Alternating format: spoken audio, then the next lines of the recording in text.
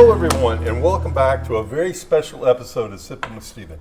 My guest to my right is my new friend, Mike Safai, who, in my opinion, has got one of the most unique and really cool stories in the bourbon industry. First off, welcome, Mike. Thank you. Thank you for having me. Oh, it is my pleasure. I would like for you to tell the Sippin with Stephen viewers, the bourbon lovers, a little bit about your bourbon. I will give them a little bit of background, and that you started, you have Safai Coffee. Mm-hmm. You also own the Logan Street Market, where you have a tasting room. Mm-hmm. But what was it that drew you to bourbon and to, I see this great award out here, that made your product so well received?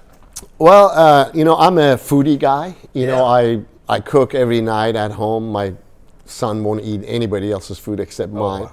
But I also, I have a basement that looks like a mad scientist down there. Okay. I experiment with coffee, I experiment with beer, I experiment with, distill alcohol. Of course, the distilled alcohol is for my lawnmower. Sure, I understand. So anyway, I started, this was in 2013. I was just experimenting. I have this little tiny glass jar that looks like a meth lab, but it's not for that, but it's a small distillery for the laboratory. Yeah.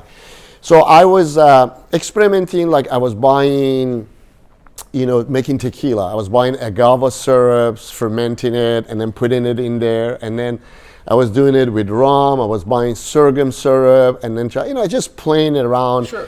So I was making a beer, and one day I made this high corn beer, which was 70% corn, Okay. And I put, honey roasted malt in there, and I put wheat in there. It was kind of supposed to be a high corn Pilsner type of a beer. Well, I made the beer 2 weeks later, tried it. It was horrible. Yeah, it wasn't a beer that I want to drink every day. Well, I had 10 gallons of it. I'm like, what am I going to do with it? I said, well, I'm going to put some of it in here and distill it. Interesting. Well, I put it in there, distill it. I got about maybe half a gallon out of it. And then I put that in a jar, and I throw a whole bunch of wood in there, char woods and stuff, let it sit there for 6 months. And then one day I had a buddy of mine over my house, and I said, hey, man, you got to try this, And he tried it. He goes, oh, my God, we got to do this. We got to make this. It's pretty tasty.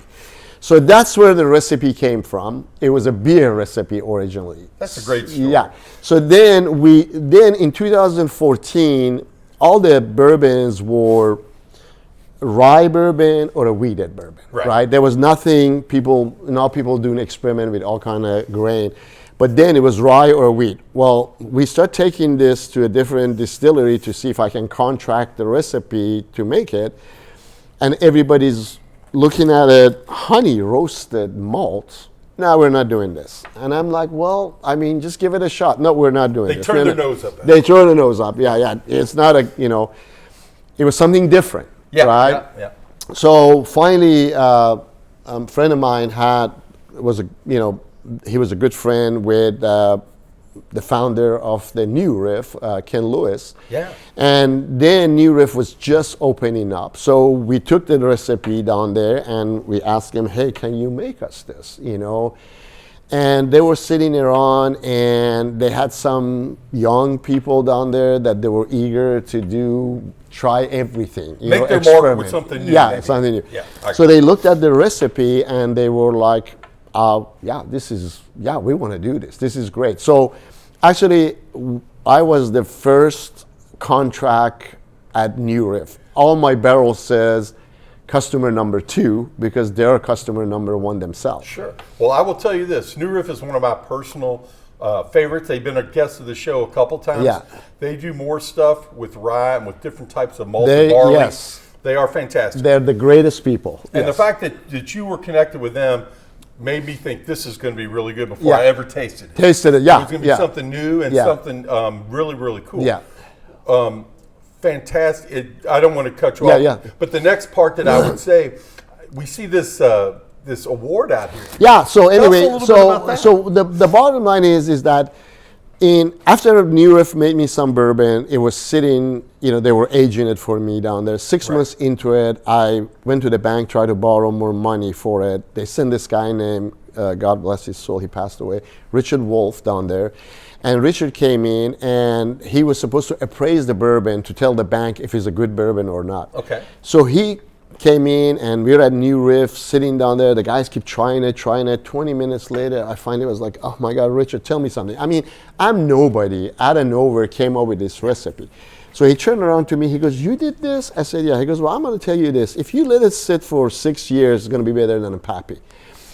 I was like, okay, well, I've been dragging this bourbon from one place to another place to another place for the last 10 years. So finally, when he was 8 years old, we sent our first barrel to San Francisco and for the World Championship, and we won a double gold, which that's the one. And then it was 5 other bourbon with mine that was going for the top shelf, which would be the best single barrel bourbon. And so me and my wife went down there last November, and we won that. We won the best single barrel bourbon under 10 years old. I appreciate it. And it's kind of weird. So, but anyway, since then we won the Best of the South for Garden and God magazine. Now this bourbon mostly is getting picked up right now with the bourbon clubs for a barrel pick. That's becoming really big on that. But also is available at Liquor Barn and the State Liquor at various St. Matthew. retailers. Yes, retailers. I got you. And you also have a rye whiskey as well, right? Yes, I do have a 10 years rye whiskey also, which is a 95% rye, is a high rye whiskey, and that is also is really good, and that has won a couple of awards also. Well, let me tell this to our viewers.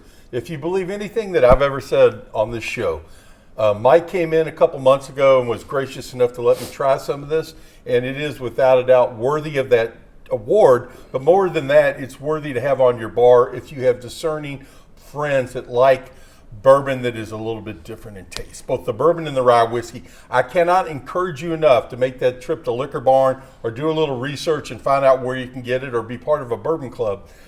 It is absolutely fantastic. Now, I've also was told I would be remiss if people who are in the metro area or close to Louisville wanted to try this, not to come to the Logan Street Market to your tasting room. We do have a tasting room at Logan Street Market, and we also went on a bourbon trail this month at the Logan Street Market. So yeah, you can come over there, taste the bourbon.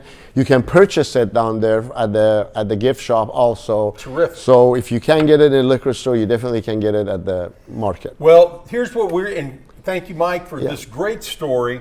And what we're going to now do is, in Sippin' with Steven tradition, we're going to take a glass here, and we're going to try some of this award-winning bourbon. All right. And we're going to let the folks out there know. I'm going to give my reaction, and you can give them a little bit of information. So we're going to raise our glass to Safai, to the Fraser, and to folks who are on their bourbon journey. All right. Cheers, my friend.